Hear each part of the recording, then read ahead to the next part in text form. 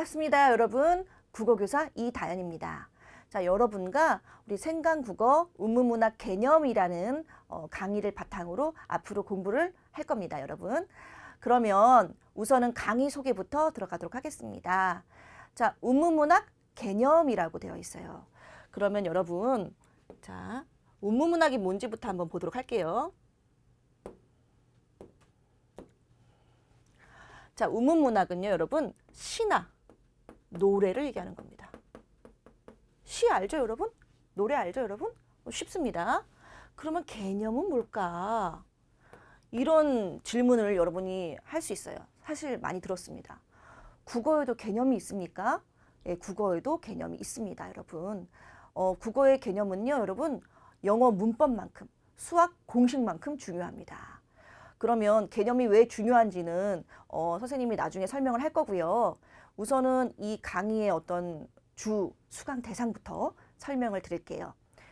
자, 이 수강 대상은요, 첫 번째는 예비 고1 학생들한테 추천을 하고 싶어요, 선생님이. 예비 고1 학생들한테는 왜 추천을 하냐면, 여러분이 중학교 때까지는 사실은 어떤 시험 범위라는 게 좀 한정적이었다고 생각해요. 그런데 고등학교 오면요, 우선 범위가 상당히 많습니다. 작품도 많고요. 그리고 문제 형태도요, 평가원 모의고사나 아니면 수능 형태를 띌 수밖에 없습니다. 그래서 여러분이 미리 공부를 해 두셔야 돼요. 그러니까 도대체 쉽게 설명하면 고등학교 시험 문제는 어떻게 나오는 거야? 그런 어떤 문제 틀 자체를 공부를 하셔야 돼요. 그런 의미에서 개념이 중요합니다. 그 다음 두 번째는 이제 고2 학생들 중에서 뭐 고1일 수도 있습니다. 학교에 따라서 문학 과목을 준비하는 그런 친구들을 위해서 이 강의를 추천하고 싶습니다. 고2 문학 주로 이제 작품을 위주로 나가게 됩니다. 그런데 아까도 얘기했지만 선생님이 문제 형태는요, 수능 형태를 띌 수밖에 없습니다. 그러니까 여러분이 미리 좀 준비를 해 두셔야 됩니다. 자, 세 번째는요, 나는 왜 문학 성적이 안 나오지? 이런 고3 학생들, 내가 독서는 잘하는 것 같은데 이상하게 문학에서 친구들은 독서가 더 어렵다는데 나는 문학에서 시간이 많이 걸린단 말이야.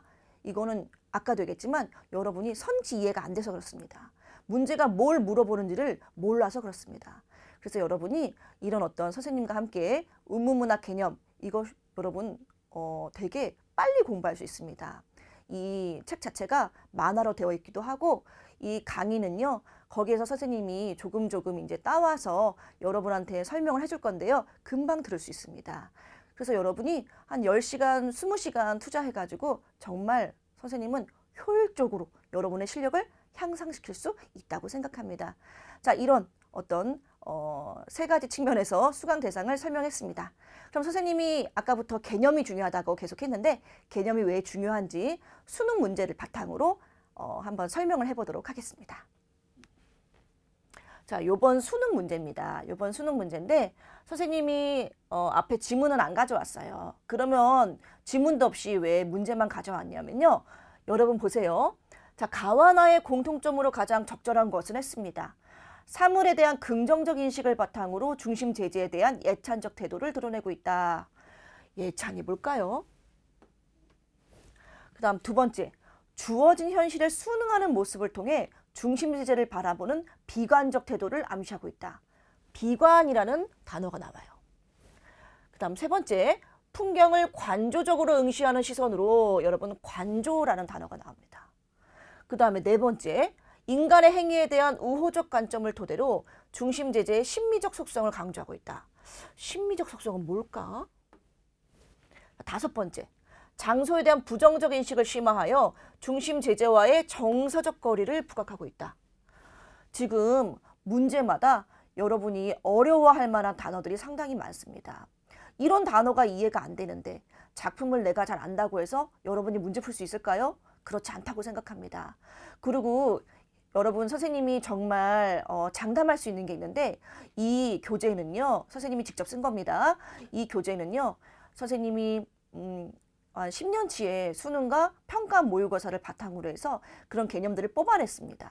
그래서 잘 나오는 단어들, 잘 나오는 개념들 뽑아냈으니까요. 여러분이 이 책을 다 공부하게 되면, 이 강의를 끝까지 듣게 되면 여러분이 분명히 그거를 알고 넘어갈 건데, 그러면 여러분한테 아주 큰 무기가 될 거라고 생각합니다. 자, 그러면 이제 우리 한번 본격적으로 시는 무엇인지에 대해서 한번 공부를 해보도록 할게요. 자, 여러분 보시면 이건 선생님이에요. 자, 시의 이해라고 되어 있습니다. 우선 뭐 시가 무엇인지부터 알고 들어가야겠죠. 시는 크게 시상과 정서, 그러니까 정서죠. 감정을 가진 걸 어떤 리듬감 있는 말을 통해서 확 줄여서 나타난 걸 시라고 합니다, 여러분. 이런 시를 공부할 때 우리는 크게 5가지의 초점을 둬서 공부를 해야 합니다. 첫 번째는 화자입니다. 자, 화자는 말하는 사람입니다.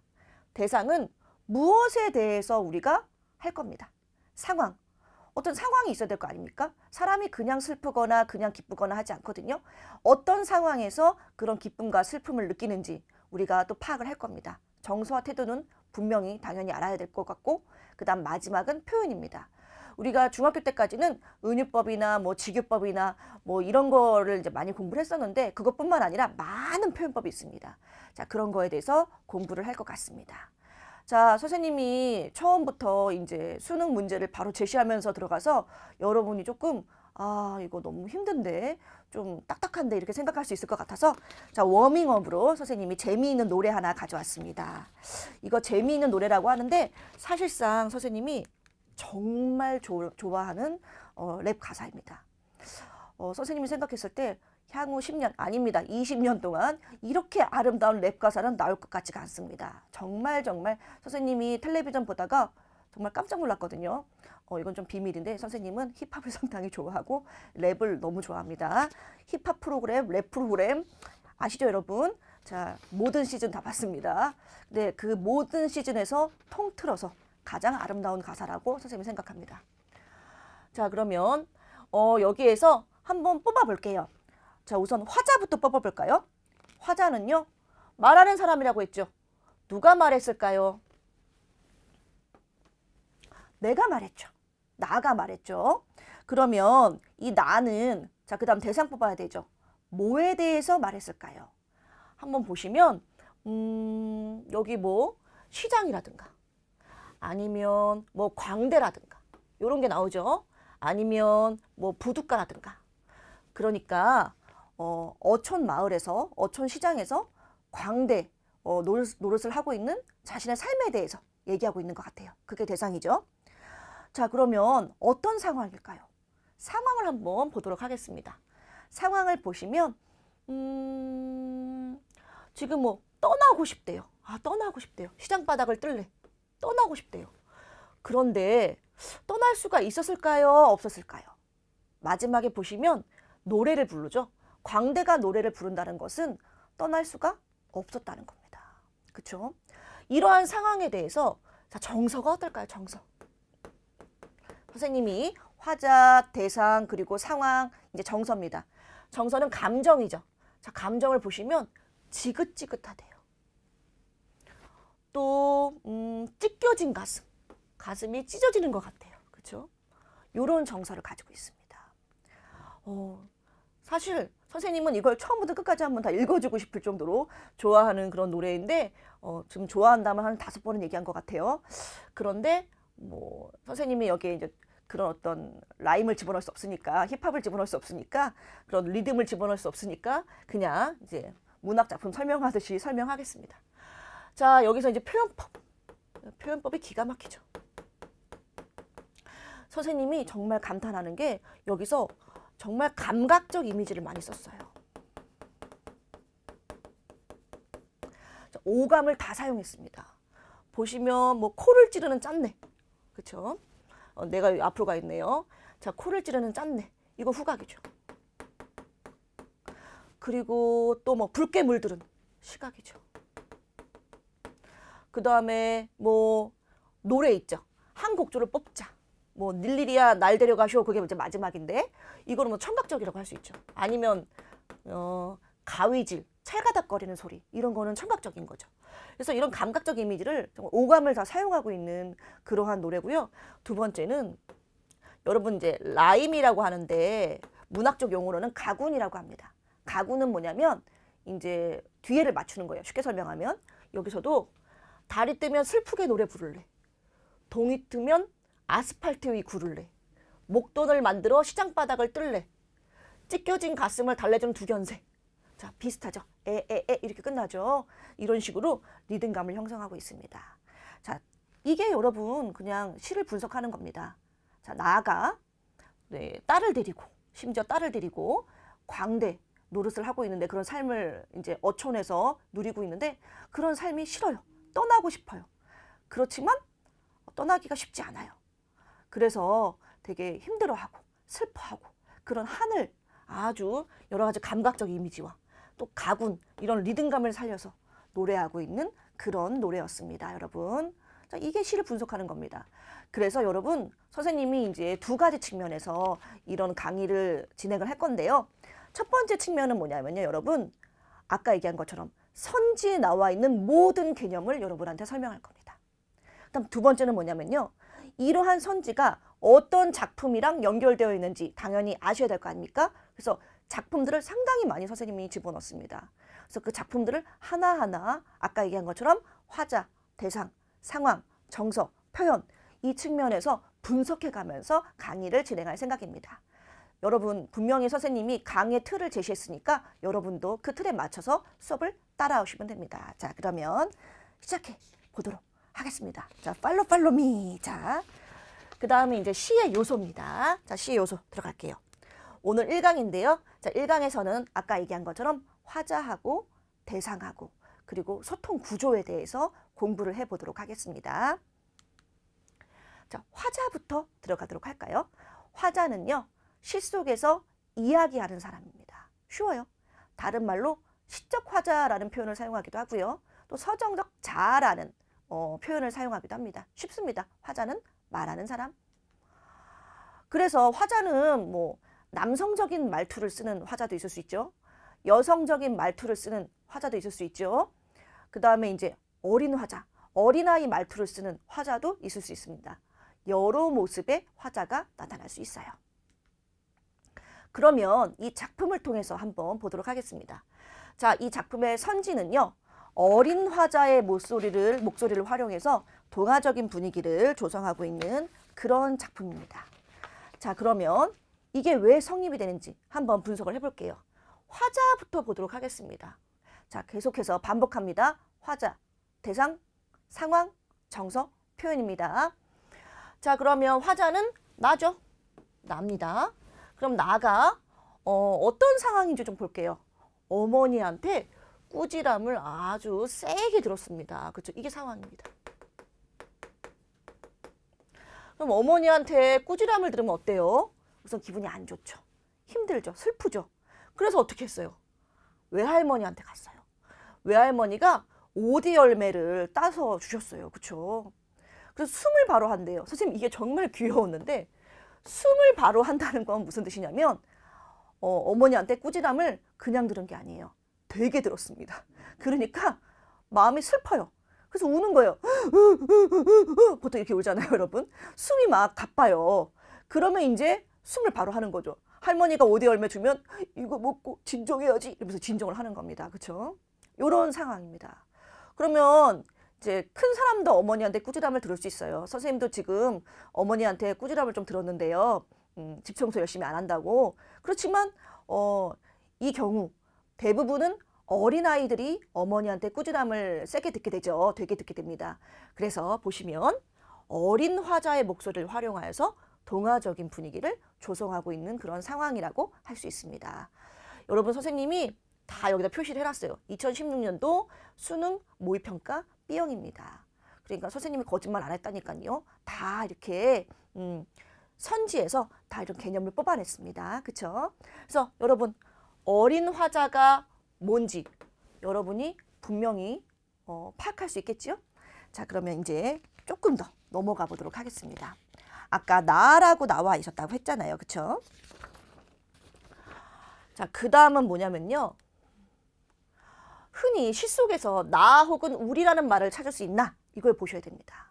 자, 흔히 시 속에서 나 혹은 우리라는 말을 찾을 수 있으면 시표면에 화자가 드러난 겁니다. 여기서도 보세요. 시표면에 화자가 드러났는가? 라고 되어 있죠. 그러면 화자가 드러나는 걸 뭘 찾아야 되냐? 나 찾으세요, 여러분. 나 찾으셨으면 뭐 내가 이것도 찾을 수 있죠. 그리고 우리도 나를 포함하고 있는 개념이니까 당연히 시표면에 화자가 드러나 있다고 할 수 있습니다. 이거 상당히 간단하거든요. 그런데 이게 선지에서 상당히 많은 빈도로 출제됩니다.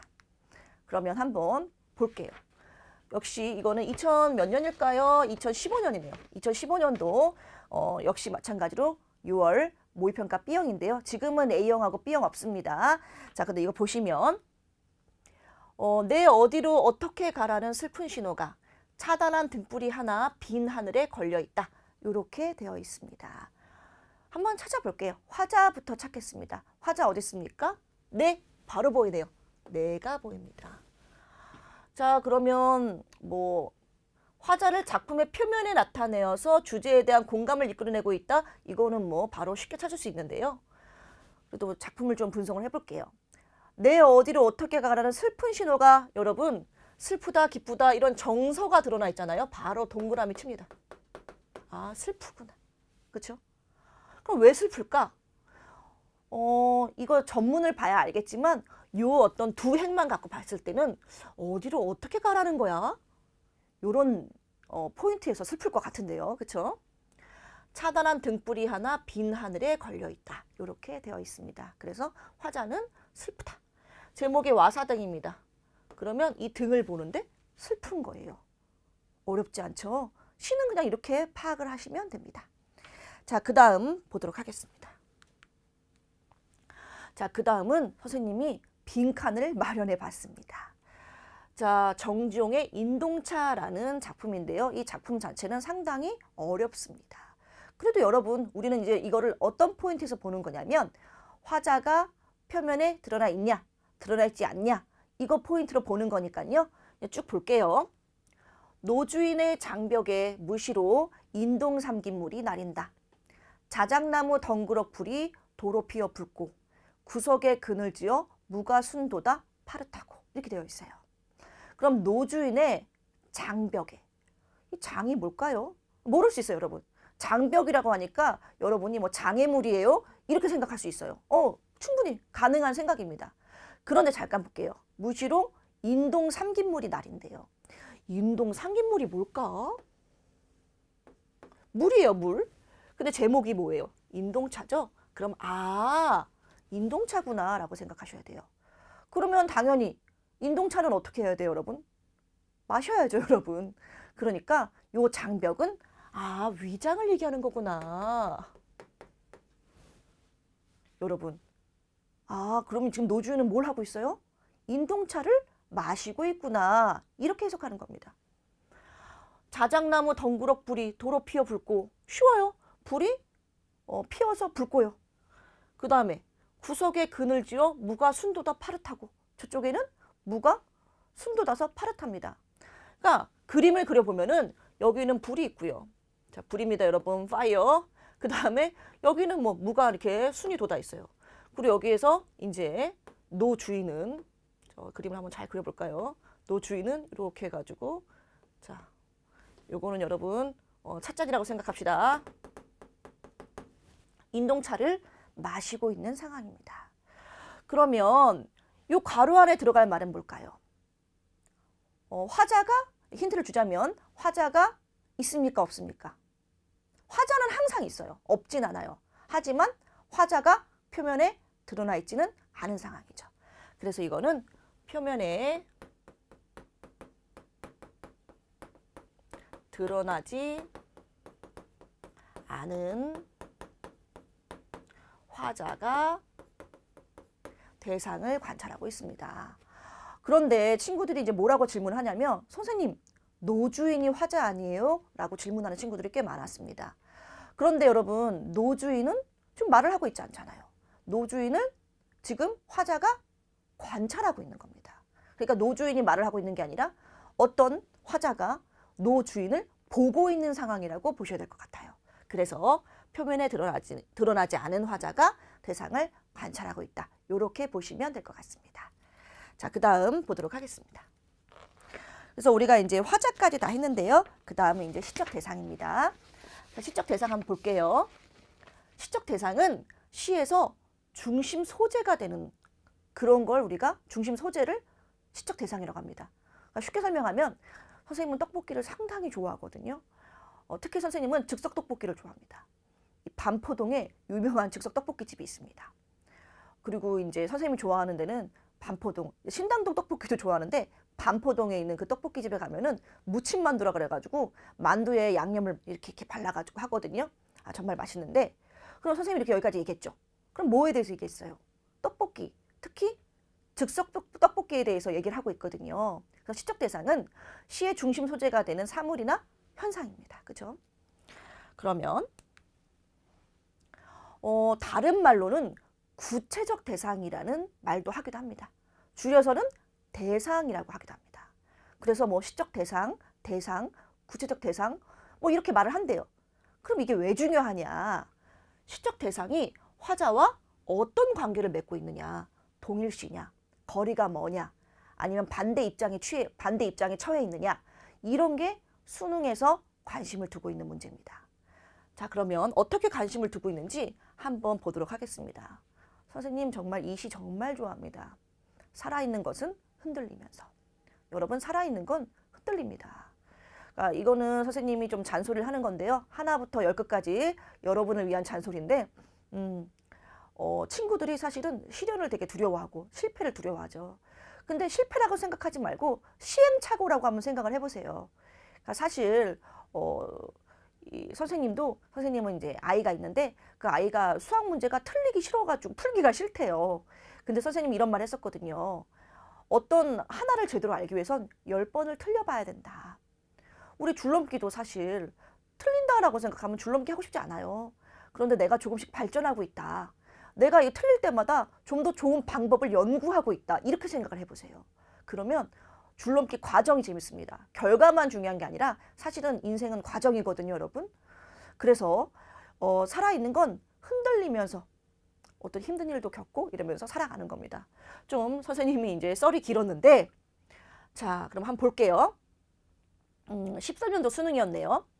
나의 화자는 흔들리는 현상을 바탕으로 자신을 대상과 동일시하고 있어.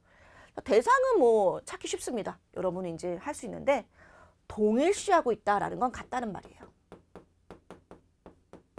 그럼 뭐를 바탕으로 같은가? 흔들리고 있는가? 나도 흔들리고 있는가? 대상도 흔들리고 있는가? 그러면 우리 한번 방법을 이제 딱 정하고 갈게요. 대상을 찾아보겠습니다. 그 다음은 나도 흔들리고 있는가? 그걸 한번 찾아볼게요. 보시면 바람은 오늘도 분다. 대상이 바람인가? 수많은 잎은 제각기 몸을 엮는 하루를 가누고 들판의 슬픔, 들판에 갑자기 슬픔이 왜 있어요? 들판의 고독, 들판의 고통 하나도 다른 곳에서 바람에 쓸리며 자기를 해주고 있다. 여러분, 여기서 선생님이 좀 중요한 포인트를 하나 얘기를 할게요. 시를 읽다 보면 도대체 이게 무슨 소리야? 이런 것들이 좀 나와요. 여기서도 들판의 슬픔 하나, 아니 슬픔의 하나가 어디 있습니까? 고독의 하나가 어디 있어요? 고통의 하나가 어디 있습니까? 그런데 이걸 하나 이렇게 세고 있거든요. 그 들판에 갑자기 슬픔이 왜 있어요? 슬픔은 생각할 수 있는 사람한테 있는 거 아닙니까? 그러면 이 들판의 슬픔이 나타내는 게 뭔지를 찾아봐야 돼요. 바람은 아닙니다. 그럼 뭐예요? 수많은 잎입니다. 수많은 잎이요, 슬픔이래요. 그럼 왜 그러냐? 바람의 잎이 흔들리면 슬프다 이거죠. 바람의 잎이 흔들리면 고독하다 이거죠. 바람의 잎이 흔들리면 고통스럽다 이거죠. 바람에 쓸리며 자기를 해집고 있다. 피하지 마라. 빈 들에 가서 깨닫는 그것. 그런데 우리도요, 여러분. 우리도 흔들립니다. 마치 모처럼 바람에 흔들리는 잎처럼요. 그럼 여기서 대상은 바람이 아니라 정확히 말하면 바람에 흔들리는 잎입니다. 이게 대상이에요. 잎도 흔들리고 우리도 흔들립니다. 우리가 여기서 당연히 사람을 나타내는 거죠. 그래서 나의 화자는 흔들리는 현상을 바탕으로 자신을 누구와? 잎과 동일시하고 있습니다. 정말 재밌는 작품이었습니다. 그러면 대상에 대한 선생님이 좋아하는 괄호 넣기 문제를 한 번 더 해보겠습니다. 아까는 답이 나와 있었죠. 자, 신경님의 가난한 사랑 노래라는 노래예요. 이것도 정말 좀 슬프고 마음이 좀 안타깝습니다, 여러분. 이웃의 한 젊은이를 위하여예요. 선생님 이건 좀 한번 다 읽어주고 싶어요. 좀 상당히 좀 촉촉한 시거든요. 가난하다고 해서 사랑을 모르겠는가? 가난한 사람도 사랑합니다, 여러분. 나의 볼에와 닿던 너의 입술의 뜨거움. 뭐 사랑하니까 여러분. 사랑한다고 속삭이던 너의 숨결. 그럼 여기까지는 뭐에 대해서 얘기하고 있어요? 사랑에 대해서 얘기하고 있어요. 그런데 돌아서는 나의 등 뒤에 터지는 너의 울음. 내가 지금 어떻게 했어요? 돌아섰습니다. 이별이죠. 그래서 너는 어때요? 울고 있어요. 슬프죠? 그런데 생각해보면 그냥 가서 잡으면 되잖아요. 괜찮아, 다시 만나자. 괜찮아, 난 다시 만나고 싶어. 라고 할 수 있잖아요. 그런데 그러지 못한 것 같아요. 왜? 제목이 뭡니까? 가난한 사랑 노래. 가난해서 잡지 못한 것 같아요. 이건 선생님의 추측입니다. 자, 그러니까 가난하다고 해서 사랑을 모르겠는가? 이거는 서리법이죠. 가난해도 사랑을 안다.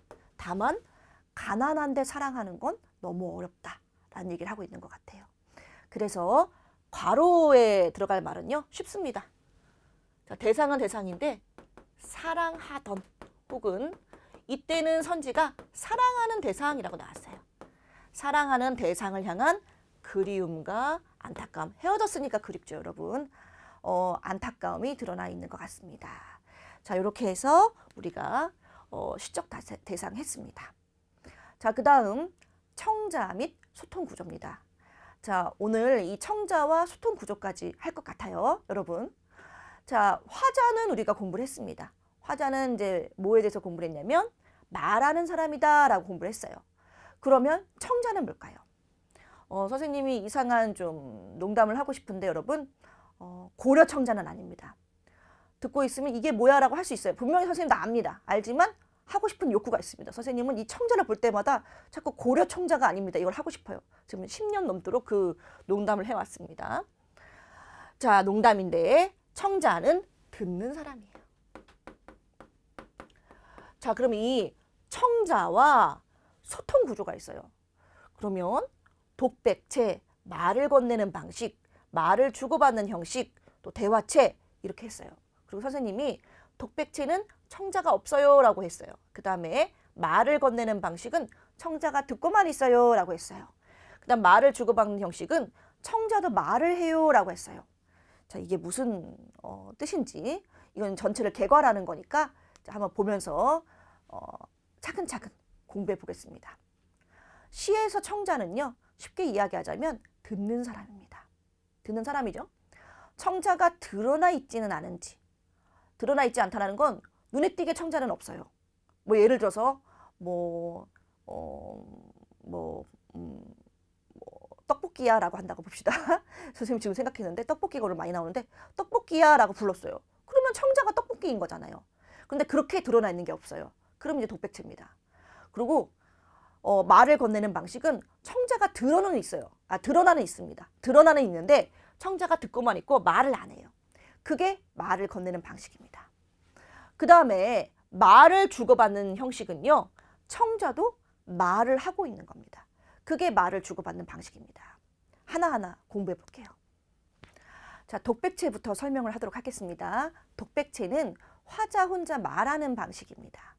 청자가 표면에 드러나 있지 않은 경우입니다. 선생님이 밑줄 쳐놨어요. 그럼 두 번째는 말을 건네는 방식은요. 화자는 청자에게 말을 하고 있어요. 그런데 청자의 대답이 드러나 있지 않은 경우를 말합니다. 여기 그림이 상당히 재미있는데 지금 화자가 말을 하고 있는데 청자가 마스크 쓰고 있죠. 그리고 이제 말을 못하고 있는 상황이네요. 자, 그러면 청자가 있다는 건 무슨 뜻일까요? 청자가 있다는 건 우리는 흔히 뭐야 꼭 이게 있어야지만 청자가 있구나, 드러나 있구나 라고 생각을 합니다. 그런데 존댓말을 쓰는 경우는 어떨까요? 당연히 어떤 내가 존댓말을 써야 되는 대상을 우리가 가정하고 있다고 볼 수 있어요. 그 다음에 명령을 하고 있다면 어떨까요? 이것도 우리가 청자를 가정하고 있다고 볼 수 있어요. 그러니까 반드시 뭐뭐야, 이건 뭐 기본이죠. 요게 있으면 우리가 청자가 드러나 있는 건데, 존댓말을 쓰거나 아니면 명령을 하고 있어도 이거는 우리가 이제 말을 건네는 방식으로 볼 수가 있습니다. 왜냐하면 여기 나와 있죠. 존댓말이나 명령 자체가 듣는 사람이 있다는 걸 전제하고 있기 때문이죠. 자, 별표. 그 다음에 이제 세 번째는 말을 주고받는 방식입니다. 말을 주고받는 방식은 화자가 청자에게 말을 하고 청자도 대답을 해야 돼요. 여기서는 이제 마스크 벗었네요, 여러분. 마스크 벗고 말 이렇게 돼 있어요. 자, 그런데 이걸 좀 보시면 말을 주고받는 방식, 화자가 둘이 나타난 경우도 이제 우리가 당연히 말을 주고받는 방식이라고 할 수가 있습니다. 우리가 수능에서는요, 말을 주고받는 방식이라는 표현보다는 대화 형식이라는 말을 좀 더 많이 사용을 합니다. 이것도 좀 알아두시면 좋을 것 같습니다. 자, 문제를 통해서 좀 알아보도록 하겠습니다. 이제 고전 시가가 나왔어요, 여러분. 선생님, 현대시도 이해가 안 되는데 고전 시가가 나왔습니다. 여러분 이렇게 생각할 수 있거든요. 그런데 선생님이 이제 해석본으로 해놨어요. 그리고 고전 시가도 사실은 조금 이제 좀 잔소리를 하고 넘어가자면 어렵지 않아요, 여러분. 이게 사실은 좀 계속 읽다 보면 되거든요. 그래서 선생님이 요새 좀 어디서 들었는데 그 영어 책을 좀 잘 넘어가기 위해서 우리 때는 막 문법을 공부했었는데 지금은 그냥 영어 책을 계속 읽는 방식으로 공부를 한대요. 근데 그러면 보통 이제 한 레벨을 한 1000권 정도 읽는 방식으로 그렇게 영어 실력을 늘린다고 하는데요. 고전 시간은 다 합해서 3년 동안 한 1000번만 읽으면 충분히 다 파악할 수 있습니다. 단어도 당연히 외워야 되는데 영어 단어 외우는 거에 한 반 정도만 외우셔도 돼요. 자, 근데 처음이니까 해석을 달아놨습니다. 선지를 우선 보시면요. 다는 화자가 혼잣말을 하는 방식으로, 보기는 화자가 청자에게 말을 건네는 방식으로 자신의 내면을 드러내고 있군. 선생님이 원하는 바로 그 선지입니다. 그러면 다 볼게요. 우선 혼잣말을 하는 방식이라는 건 독백체를 얘기하는 거겠죠. 흥하고 망하는 것이 운에 달려 있으니 고려의 궁궐터인 만올때도 가을풀만 가득하구나. 고려의 500년 역사가 목동의 피리소리만 남아있으니 석양에 지나는 나그네가 눈물겨워하노라. 우선 여러분, 눈물겹다. 요거부터 파악을 하셔야 돼요. 왜 그러면 눈물겨울까? 우선 정서 파악하시고 왜 눈물겨울까? 고려가 망한 거예요. 원래 궁궐터면 거기 궁궐이 있어야 되잖아요. 근데 고려는 망하고 거기 막 풀만 가득해요. 그런 걸 보고 있는데 슬플 수 있죠. 고려의 500년 역사가 다 없어지고 노래로만 남아있는 상황이죠. 그래서 슬퍼하는 그런 상황입니다. 청자가 드러나 있지 않아요, 여러분. 청자가 드러나 있지 않습니다. 자, 그 다음에 상춘곡이라는 가사 작품입니다. 속세에 묻혀있는 사람들아, 바로 나오네요, 여러분. 불렀어요. 청자네요. 그러면 여러분, 이 청자가 대답을 하는지를 좀 찾아봅시다. 내 삶이 어때? 옛사람의 풍류에 도달할까? 못 도달할까? 선생님은 이 작품을 볼 때마다 좀 웃겨요. 이거 그래도 정극인이면 상당히 이제 좀 어떤 그런 학문적인 깊이가 깊은 사람으로 선생님을 알고 있는데 뭐라고 하냐면 속세에 묻혀 있는 사람들아, 나 어때? 내가 옛날 사람들만큼 잘 놀아 못 놀아? 뭐 이렇게 물어보고 있습니다. 묻고 있네요. 하늘과 땅 사이에 남자 몸이 나만한 사람이 많거든. 솔직히 뭐 남자 비슷비슷하게 다 생겼지 뭐. 그런데 얼마나 많아? 그치만 나는 이 자연에 묻혀있는 이 지극한 즐거움을 나는 알거든. 근데 너네는 왜 모르니? 너네도 나처럼 좀 잘 놀아봐. 이런 얘기입니다. 그쵸? 그러면 청자가 있는데 청자는 말을 해요, 못해요? 안 했습니다. 청자가 드러나 있는데 청자의 대답은요. 말은요, 대답은요, 없습니다. 그러니까 이거는 청자에게 말을 건네는 방식이라고 할 수 있죠. 여러분, 그래서 혼잣말 하는 방식, 말 건네는 방식 공부했어요. 자, 그 다음을 좀 볼까요? 송미인곡입니다. 여러분, 정철이라는 분은 잘 알고 계셔야 됩니다. 이 정철이라는 분이 송미인곡도 쓰고 관동별곡도 쓰고 정말 여러분이 이제 고등학교 3학년 동안 어려운 작품이다 하는 작품들의 많은 부분을 이분이 쓰셨습니다. 자, 송미인곡인데요. 한번 보시면 대화 형식으로 내용을 전개하고 있다라는 선지입니다. 저기 가는 저 여자 어디서 본 적도 있는 것 같구나. 너 하늘 위에 있는 궁궐하고 너 원래 거기 살았잖아. 왜 이별하고 지금 해도 다 저물었는데 누구 만나러 가니? 하고 물었어요. 그러니까 저기 가는 저 여자가 뭐 하는 거예요? 자, 대답을 하는 거예요. 지금 저기 가는 저 여자한테 말을 건 거거든요. 근데 저기 가는 저 여자가 대답을 해요. 아, 너구나. 내 사정을 좀 들어볼래? 그러면 이거는 화자가 하나가 있고 또 화자가 또 하나가 있다고 생각을 하셔야 돼요. 그래서 우리가 이제 나중에는 뭐 감려, 을려 이렇게 공부를 하는데 그냥 화자 1, 화자 2 해도 되죠. 그럼 화자가 둘이 나타났으니까 이거는 대화 형식이라고 할 수가 있습니다. 자, 그러면 이제는 빈칸을 좀 한번 채워 넣어 봐야겠죠? 한번 보도록 하겠습니다. 김영라 시인의 독을 차고입니다. 자, 내 가슴에 독을 찬 지가 오래래요. 근데 이 독은 아무도 아직 해한 일이 없는 새로 뽑은 독이랍니다.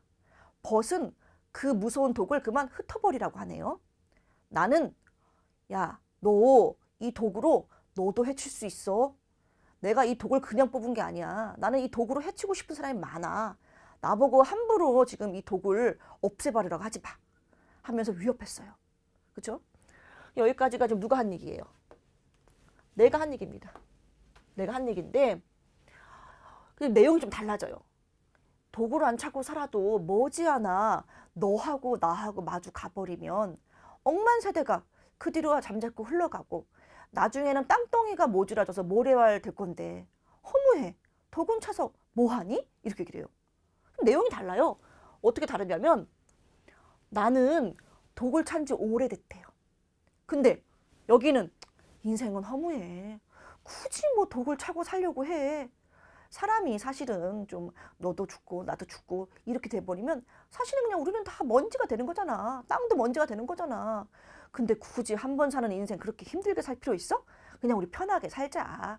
독 같은 거 없애버려. 허무하잖아. 이렇게 얘기를 하는 겁니다. 그렇죠? 선생님 오늘 연기가 좀 괜찮은 것 같아요. 그래서 이렇게 했는데 그러면 이거는 내용상 벗의 이야기죠. 벗이 한 말을 어떻게 하고 있어요? 내가 인용을 하고 있는 거예요. 그렇죠? 그래서 나의 말이랑 벗의 말이 지금 연결되고 있습니다. 그래서 요 2005년도인가요? 2005년도 6월 수능인데요. 여기서는 선지가 대화를 인용하고 있다라고 나왔습니다. 그래서 선생님이 아까도 설명했지만 평가원 모의고사에서는 말을 주고받는 방식이라는 말보다는 대화라는 표현을 더 많이 사용한다고 선생님이 얘기를 했습니다. 자, 그럼 계속해서 문제를 좀 풀어보도록 하겠습니다. 자, 김수영 시인의 사령이라는 작품입니다. 사령은 죽을 사자 정도는 여러분 아시죠? 영은요, 영혼할 때 영자입니다. 벗이란 말이 많이 나오네요. 자, 우선 선지는 이제 여러분 OX가 나옵니다. 말을 건네는 방식으로 대상과의 친밀감을 드러내고 있는지 없는지 한번 찾아보도록 하겠습니다. 벗이여, 그대의 말을 고개 숙이고 듣는 것이 그대는 마음에 들지 않겠지? 마음에 들지 않아라. 이렇게 얘기를 합니다. 벗이요 했으니까 이거 뭐예요? 이게 청자죠.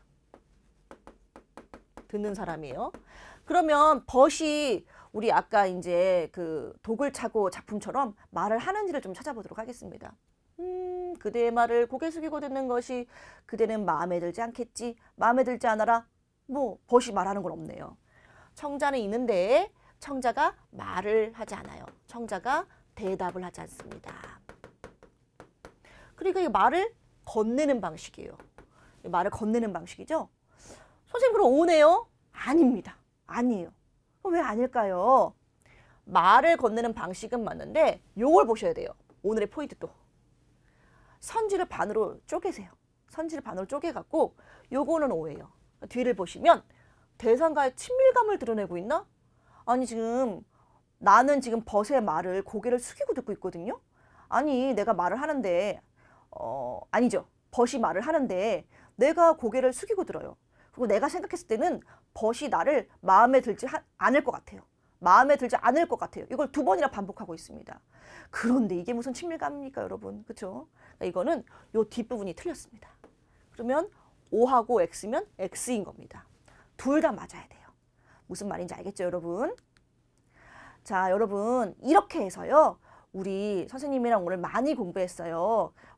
첫날이라서 선생님이 조금 짧게 해봤는데 화자가 뭔지, 또 대상이 뭔지, 대상하고 그리고 어떤 화자와의 관계는 어떤지, 그 다음에 소통 구조, 독백체, 그 다음에 말을 건네는 방식, 말을 주고받는 방식, 이렇게 해서 공부를 해봤습니다. 여러분 복습 꼭 해주시기 바랍니다. 여러분 공부한 걸 바로 읽어봐야지. 바로 읽어보면 5분이면 끝날 거를 한 달 있다가 읽어놓으시면 다시 공부하셔야 돼요, 여러분. 그러니까 여러분이 자신의 어떤 뇌를 잘 아셔야 돼요. 선생님 요새 뇌과학에 빠져 있는데 뇌를 잘 아셔야 됩니다. 바로 복습하기로 약속하고 우리는 2강에서 만나도록 하겠습니다. 고생 많으셨습니다. 안녕.